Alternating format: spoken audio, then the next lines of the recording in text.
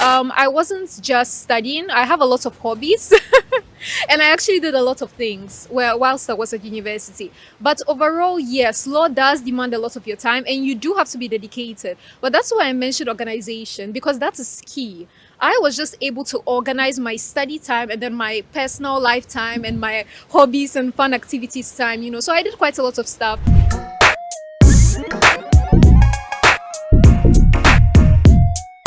Hello and welcome to Faces of Ghana on Yen TV with me, Philip Abutiate. This is the show that inspires you. I always say that if you don't get inspired here, then there's nowhere else that you can get inspired.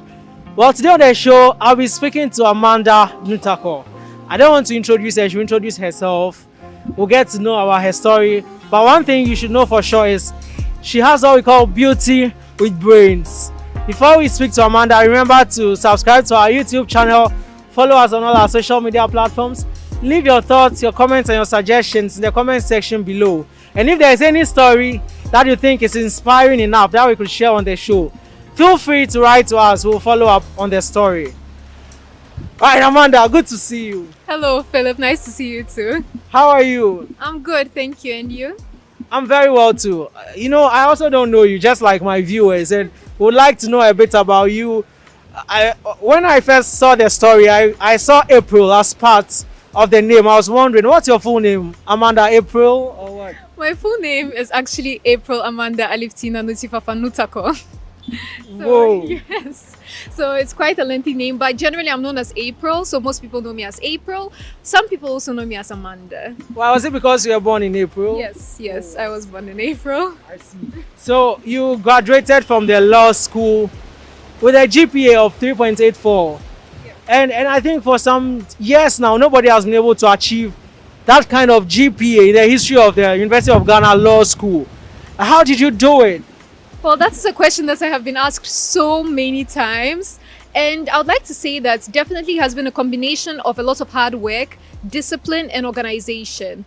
Some people think that it's more about just being smart or intelligent. I'm not saying that's not important, but in my opinion, that's not enough. Like, you definitely have to put on much more work and organization to be able to get, a very high GPA or good grades in general, at least at the University of Ghana School of Law. All right, so we'll talk a little more about the University of Ghana sooner or later. But let me find out, how has your academic journey been? Where did you go to kindergarten, for instance, junior high school, senior high school, before finding yourself at Lagos? Yeah, so my academic journey began actually in Ukraine, in a part of Ukraine which is now Russia. It's Crimea. So maybe you've heard of it, and maybe some of the viewers have heard of it. It has been annexed by Russia. So that's where I was born, in a very small town, and I started school there. Everything was in Russian. So English is not actually my first language, it's Russian. I came to Ghana for primary school, class 4 and class 5, thereabouts, 2 years at Christ the King International School. At that time, I already knew English at some points because of my dad. He speaks English fluently. Of course, he's a Ghanaian. My mom is from Ukraine. So I could speak English, but it wasn't good enough. After 2 years, I went back to Ukraine, and then I came back to Ghana for senior high school. It was quite challenging, of course, because of the language primarily, and also, of course, the culture. Everything was very new to me. I went to a private senior high school at North Legon in Accra. It's called the Master's School. After that, I decided to apply for law at the University of Ghana, and I got in. So, all right, we'll talk about your law journey sooner, but let's talk about your family a bit. I understand your mom is Ukrainian, your dad is Ghanaian. How are your siblings? Where are they? Are they in Ghana? Are they in Ukraine? So my sister is here with me in Ghana. She is in her 3rd year at the University of Ghana School of Law. So sort of also, we are both in the legal educational sphere. And my 2 brothers, they are really young. We have 10 and 11 years difference. And for now, they're in Russia at the moment, yes. I see. So now there is a notion that law is difficult, or let's say it's demanding. How was your life in law school like? It seems as though people who are reading law do not have a life, especially if you want to excel. Then you should always be with your book. No room for social life. Was that your story? Not at all. For me personally, I wasn't just studying. I have a lot of hobbies, And I actually did a lot of things whilst I was at university. But overall, yes, law does demand a lot of your time and you do have to be dedicated. But that's why I mentioned organization, because that is key. I was just able to organize my study time and then my personal life time and my hobbies and fun activities time, So I did quite a lot of stuff. I love traveling. So during my 4 years at university, I traveled basically across the whole of Ghana.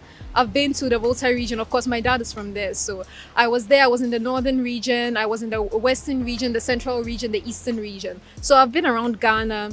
I also participated in some in the law school activities, the LSU, that's the Law Students Union activities. I was a committee head. So yeah, I did quite a variety of things whilst I was in school. And what helped me was organization. So aside traveling and the extracurricular activities at the law school, do you have any other hobbies? Say music, sports, any other hobbies? Well, I actually really like to dance. Not many people know that.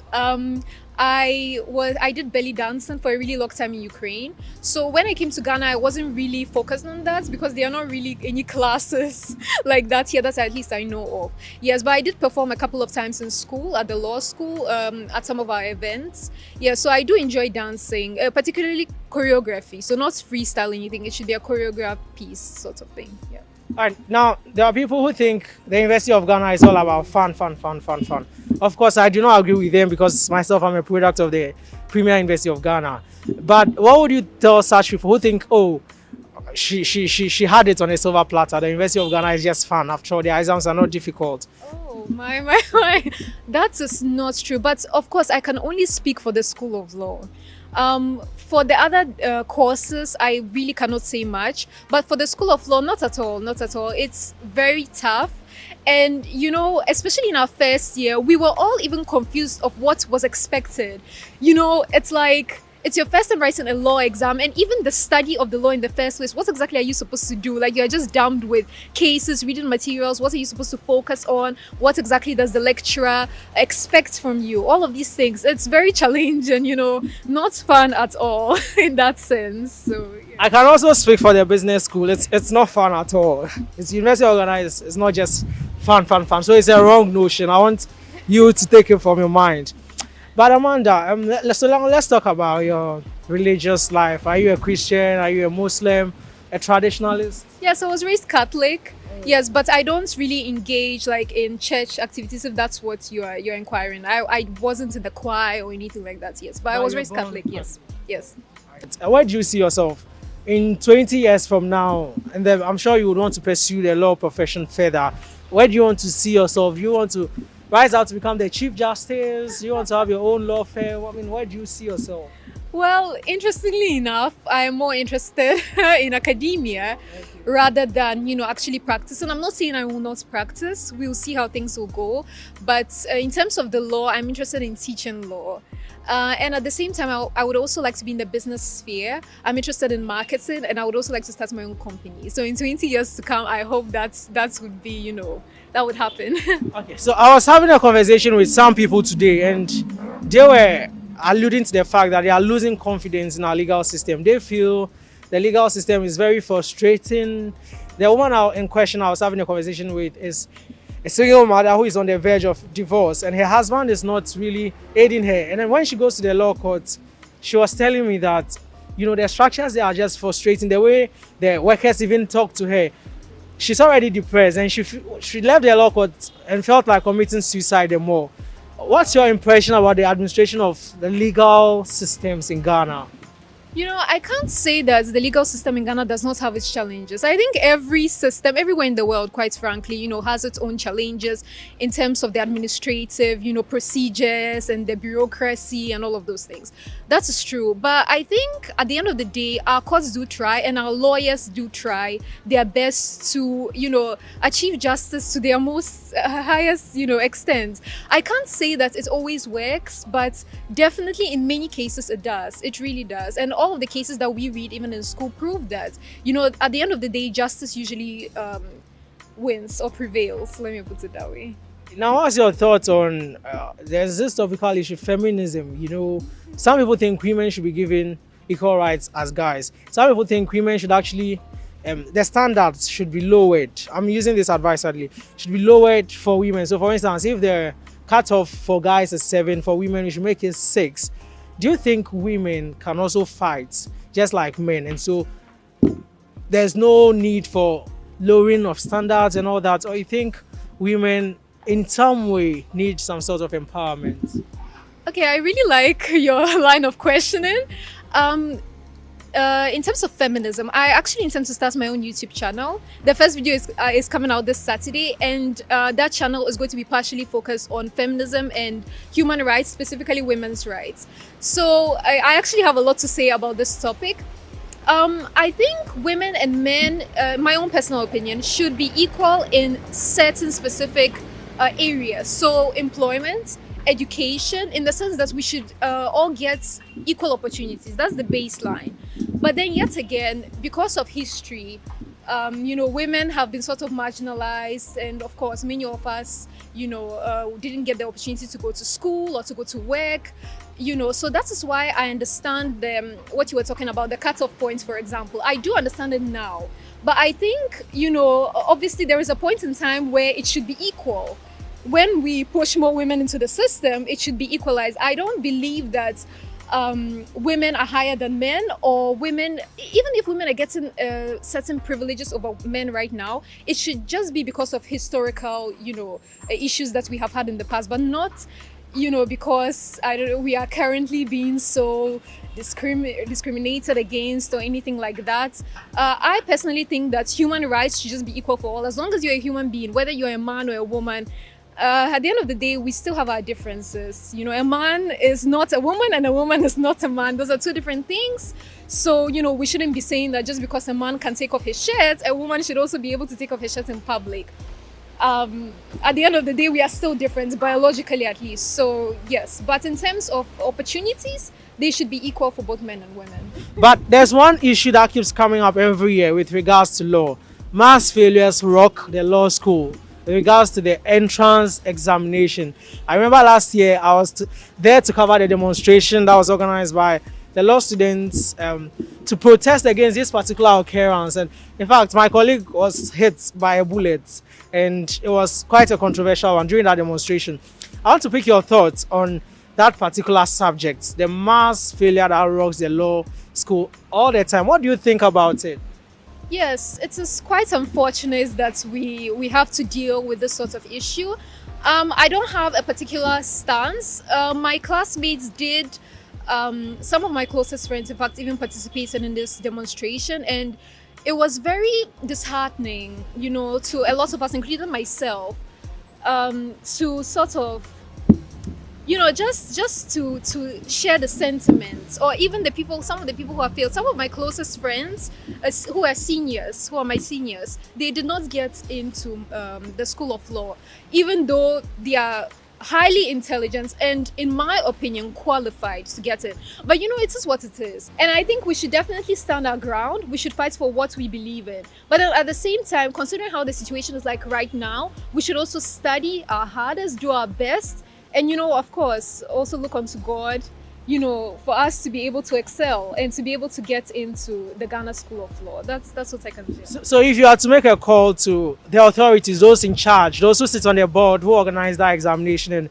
who take people into the law school, what would you tell them? What would you want them to do for you specifically? What would you want them to do so that the situation doesn't keep occurring? Well, I would just like to say that a bit of transparency would be appreciated, especially in terms of marking, what exactly is expected of us. That is what I would like. So, of course, not everybody can pass an exam. You have to somehow eliminate some people from the whole process. But just the way everything is conducted, makes me personally feel a bit uncomfortable about the whole process. So yes, I personally, and I think I can also speak on behalf of some of my friends who are also law students, that transparency is what we would like, and accountability as well, in terms of our grades, so the marks that we get, in terms of the marking scheme. Okay, I want to ask you a controversial question. During your stay in law school, what is one thing that keeps resonating with you? One thing that happened, maybe one occurrence that you can never forget, that you always remember and you will always remember? One occurrence. Well, that's quite, something I'll have to think about. But the first thing that comes to mind is it just shows how lost I was. I was searching for a particular material or a book, let me put it that way. And I was literally looking at one area of the library for more than 1.5 hours, just trying to find this particular material. And at the end of the day, I went and I decided to ask the librarian for help. And I was told that that book is not even in the library at all. So I wasted my time. I was frustrated, and it was also at the end of the day, so I could sit in the library for hours sometimes. It was almost, I think, 9 p.m. at that time. This just explains how sometimes it can be so challenging just to find a book. I went through all of this just to find a book. It was quite, disheartening. Wasted my time, wasted my energy.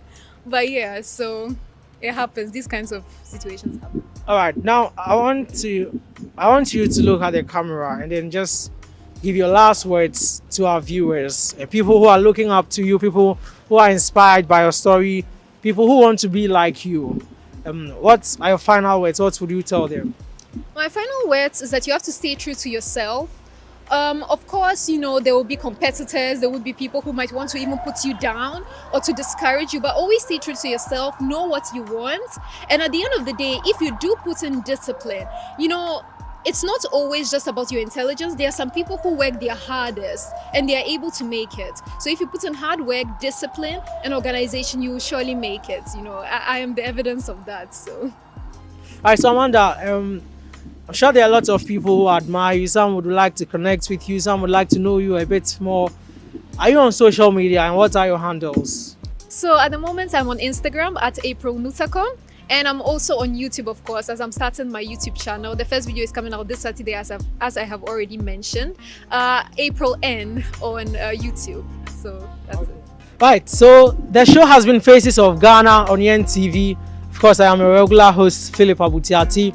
Remember to follow us on all our social media platforms, subscribe to our YouTube channel, and leave your thoughts, comments, and suggestions in the comment section below. If there is any inspiring story that you think you would like us to cover, just feel free to write to us. You can even leave it in the comment section and then we will follow up. Until I see you again on another edition of the show, remember to be peaceful as a Ghanaian, because peace is all we've got.